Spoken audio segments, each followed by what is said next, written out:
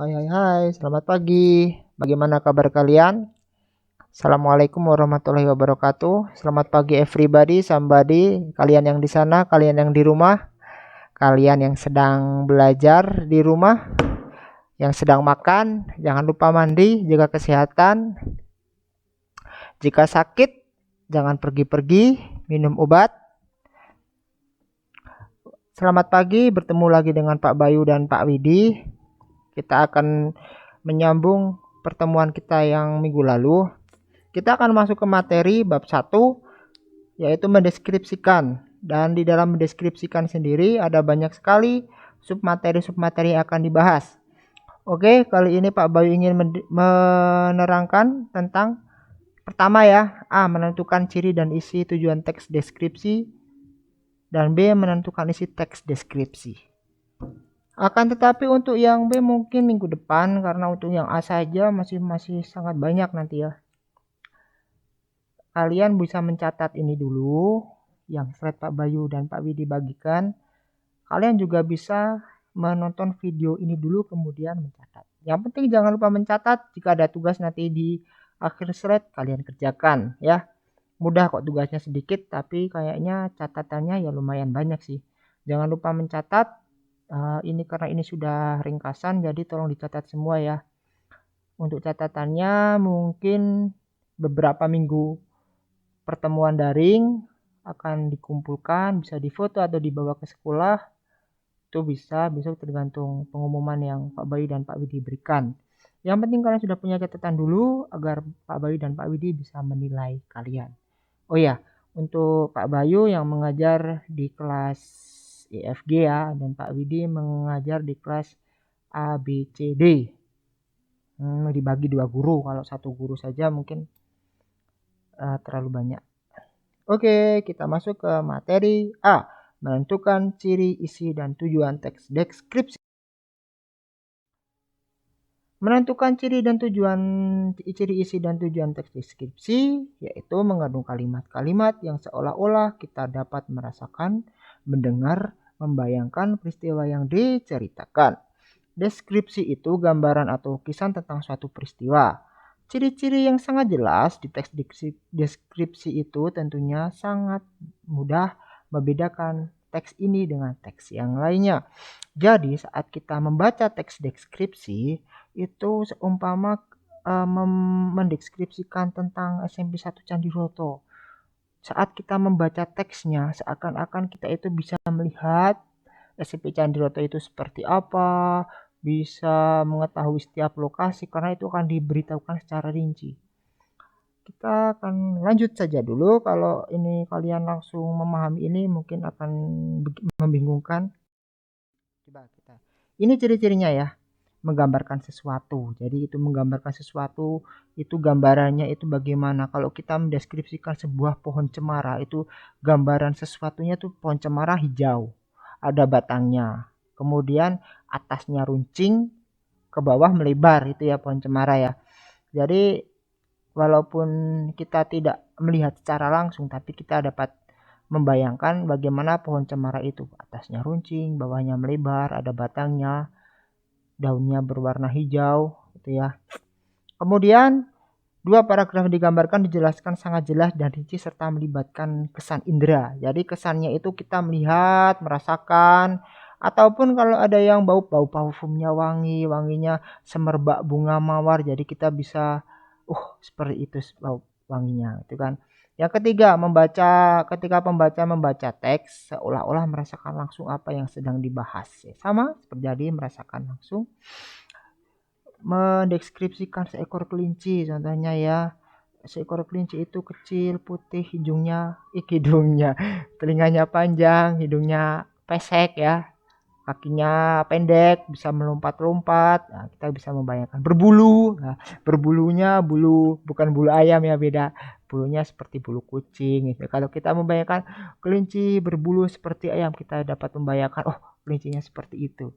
4. Teks deskripsi menjelaskan ciri-ciri fisik objek seperti bentuk, ukuran, warna, atau ciri psikis suatu objek dengan rinci. Sama. Berikutnya ciri tujuan. itu menggambarkan objek dengan cara memerinci objek secara subjektif atau melukiskan kondisi objek dari sudut pandang penulis. Jadi yang ditulis itu ya dilihat dari sudut pandang penulis itu sendiri.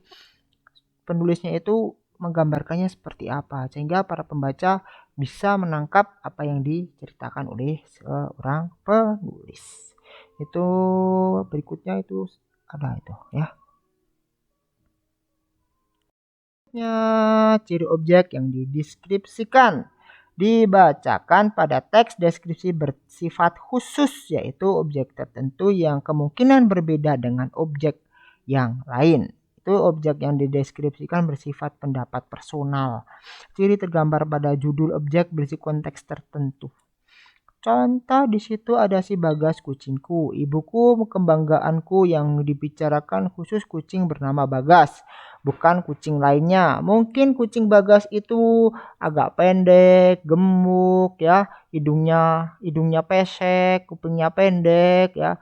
Karena kucing-kucing Bagas berbeda dengan kucing kampung pada umumnya. Itu jadi kita mendeskripsikan secara khusus si Bagas, bukan kucing pada umumnya. Kalau kucing pada umumnya kan yang penting bicara ngomongnya meong-meong, punya ekor, kakinya 4 ya toh, matanya bulat, punya taring, itu kucing pada umumnya. Tapi kalau si Bagas dia lebih khusus lagi. Mungkin si Bagas itu jenis kucingnya kucing apa? Kucing Persia kayak atau kucing apa ya?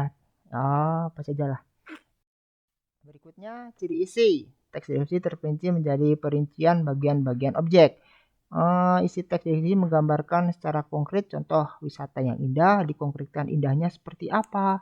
Kan wisatanya kan beda-beda ya. Seumpama kita pergi ke Pantai Parangtritis. Pantai Parangtritis itu indahnya seperti apa? Ya berbeda lah dengan pantai yang ada di Sekucing, kan jelas berbeda walaupun sama-sama indah, tapi indahnya bagaimana itu kan berbeda-beda. Kemudian isi teks deskripsi bersifat personal, kandungan emosi sehingga menggunakan kata-kata emosi kuat. Contoh, ombaknya menggempur keras, kemolekan pantai, ya itu contohnya. Kalau di Parangtritis ombaknya besar, menggempur keras, menghantam karang-karang. Kalau di Pantai Sekucing ombaknya santai, sepoi-sepoi, nggak terlalu kencang. Itu kan berbeda ya. Kemudian mengidentifikasi jenis teks deskripsi dibedakan menjadi 2 kategori, yaitu deskripsi berdiri sendiri sebagai teks. Seperti contoh tadi Parangtritis, berarti itu kan membicarakan Parangtritis itu kan berdiri sendiri ya, cerita teks Parangtritisnya. Kemudian ada juga teks deskripsi yang menjadi bagian dari teks lain, contoh di dalam cerpen, novel atau lagu dan iklan. Kalau di dalam novel seumpama ada cerita si Mawar sedang jalan-jalan bersama keluarganya. Dia bersenang-senang, dia pergi ke sebuah pantai Parangtritis. Lah di situ kata pantai Parangtritisnya itu menjadi bagian dari teks novel ceritanya si Mawar, begitu ya. Kemudian mendaftar ciri penggunaan bahasa pada teks deskripsi dibedakan menjadi kata umum dan kata khusus. Bedanya kalau kata umum itu masih bisa didefinisikan lain, tapi kalau kata khusus itu sudah tidak bisa. Contohnya, kata baik, baiknya itu yang seperti apa? Masih bisa didefinisikan kan?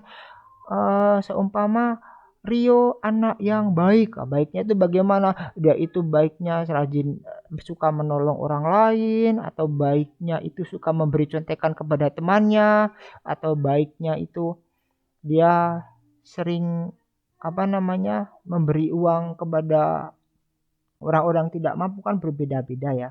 Kalau kata khusus itu sudah pasti itu cuma memiliki satu makna. Contohnya yaitu ramah. Kalau orang ramah itu yang pasti orangnya ya ramah, murah senyum. Kalau ketemu sama orang mukanya ramah, menyenangkan. Kalau baik kan masih bisa didefinisikan, dideskripsikan kebaiknya yang seperti apa. Tapi kalau ramah kan udah, yaitu ya dia ramah ya ramah gitu aja kan. Berikutnya kalimat berisi penjelasan terperinci untuk mengkonkretkan. Itu jadi nanti kalau ada sebuah ungkapan deskripsi itu masih ada kalimat-kalimat untuk mengkonkretkan, untuk menjelaskan itu seperti apa. Contohnya satu, ibuku adalah orang yang sangat baik. Dia itu baiknya yang seperti apa itu harus dikonkretkan, harus dijelaskan. Contohnya dia berusaha menolong semua orang, itu sudah pasti kan.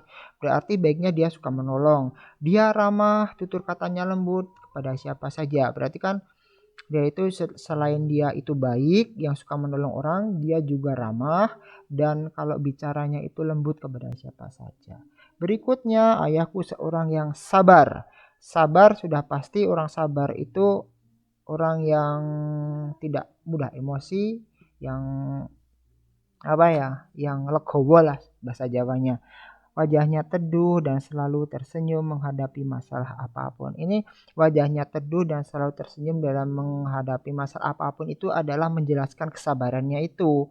Jika melihat anaknya membandel, ayah akan menggeleng sambil berkata lirih untuk membujuknya. Itu kan ungkapan dari kata sabar juga. Kalau kalau nggak sabar, anaknya membandel, dipukul, nah, dimarahin, itu kan tidak boleh. Itu kan ungkapan dari kata sabar, itu penjelasannya yaitu wajahnya teduh, selalu tersenyum, menghadapi masalah apapun. Jika melihat anaknya membandel, itu ungkapan dari atau penjelasan dari kata sabar. Berikutnya, wah soal. Kelinciku manja, ya manjanya yang seperti apa, kemudian cara manjanya itu bagaimana, itu kalian tulis ya di dalam di buku kalian, jadikan satu. Kemudian soal yang kedua, itu suasana sore di Parangtritis. Nah, suasana sore di Parangtritis itu seperti apa, kalian tulis penjelasannya. Kalau untuk yang nomor 4, Pak Bayu dan Pak Widi minta kalian buat yang agak panjang ya. Paling tidak 4 kalimat lah, satu bab saja. Suasana sore di era Parangtritis. Suasana sorenya bagaimana kalian dijelaskan. Paling tidak 4 kalimat. Kalau untuk kelinci kumanja 2 kalimat saja sudah cukup. Nah, berikut daftarlah semua kalimat yang membuat kalian seakan-akan itu jadi kalian menjelaskan kelinciku yang manja dan suasana sore di Parangtritis itu seakan-akan orang yang membacanya itu melihat secara langsung, seakan-akan kelincinya itu seperti apa, Parangtritisnya itu kalau sore suasananya bagaimana, itu begitu ya.